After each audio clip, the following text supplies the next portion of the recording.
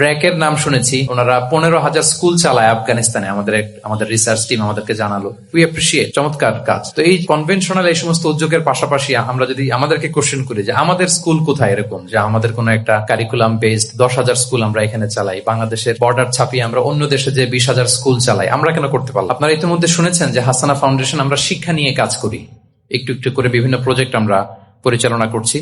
আমরা কিছু মক্তবের পাইলটিং করছি, আপনারা শুনে থাকবেন। আমরা চাই যে হারিয়ে যাওয়া আমাদের যে মক্তবের সংস্কৃতি, এটাকে ফিরিয়ে আনতে। আমরা ছোটবেলায় আগে আমাদের মসজিদগুলোতে, শহরে কিংবা গ্রামে, কোরআনের তেলাওয়াতে, বিভিন্ন দোয়া তেলাওয়াত মানে উচ্চারণে মুখরিত থাকতো আমাদের মসজিদগুলো। কিন্তু নানা কারণে এগুলো এখন থেমে যাচ্ছে, বন্ধ হয়ে যাচ্ছে, চুপসে যাচ্ছে। আমরা চাচ্ছি এটাকে আবার রিভাইভ করতে।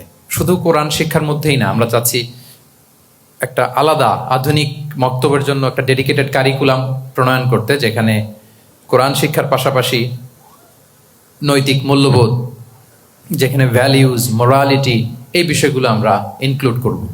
তো আমরা যে পাইলট প্রজেক্টগুলো করছি, সেখান থেকে আমরা আমাদের অভিজ্ঞতাকে কাজে লাগিয়ে, দেশের বিজ্ঞ প্রাজ্ঞ স্কলারদের অভিজ্ঞতাকে কাজে লাগিয়ে আমরা এই মক্তব, হাসানা মক্তব আমাদের ড্রিম প্রজেক্ট।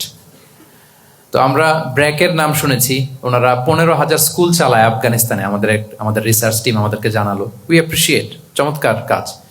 তো এই কনভেনশনাল এই সমস্ত উদ্যোগের পাশাপাশি আমরা যদি আমাদেরকে কোশ্চেন করি যে আমাদের স্কুল কোথায়, এরকম যে আমাদের কোনো একটা কারিকুলাম বেসড 10,000 স্কুল আমরা এখানে চালাই, বাংলাদেশের বর্ডার ছাপিয়ে আমরা অন্য দেশে যে 20,000 স্কুল চালাই, আমরা কেন করতে পারলাম না?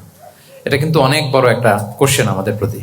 তো আমরা চাচ্ছি চমৎকার একটা কারিকুলাম ডেভেলপ করতে, এবং সেটার আলোকে আমাদের নিজস্ব স্থাপনায় হাসানা ভোরের পাঠশালা নামে আমরা এই মক্তব প্রজেক্ট চালু করব, এবং একই ইনফ্রাস্ট্রাকচারে বাংলাদেশের যে কোনো জেলায়, থানায় বা গ্রামে দেখলেই যেন বোঝা যায় বা চেনা যায় এটা হাসানার মক্তব প্রজেক্ট। পাশাপাশি আপনারা শুনেছেন, এবং খুব সম্ভবত আমাদের ভিডিও ডকুমেন্টারিতেও ছিল, যে সুবিধাবঞ্চিত শিক্ষার্থীদের হাতে শিক্ষা উপকরণ পৌঁছে দেওয়ার একটা প্রজেক্ট আমাদের চলমান আছে। আমরা বগুড়াতে, দিনাজপুরে, বাগেরহাটে 3টি জেলায় 3টি প্রজেক্ট করেছি। আরও একটি জেলাতে আমাদের প্রজেক্ট চলমান আছে। তো এমন এমন প্রত্যন্ত জায়গা এবং শিক্ষা প্রতিষ্ঠান আমরা বাছাই করেছি, তারা স্কুলের অভাবে অনেক শিক্ষার্থী তাদের প্রতিষ্ঠানে যেতে চায় না, কলম নেই, খাতা নেই। তো পুরো 1 বছর যাতে তারা নির্বিঘ্নে পড়াশোনা চালিয়ে যেতে পারে, তাদের হাতে আমরা শিক্ষা উপকরণ তুলে দিয়েছি। এই প্রজেক্টগুলো আমাদের চলমান আছে।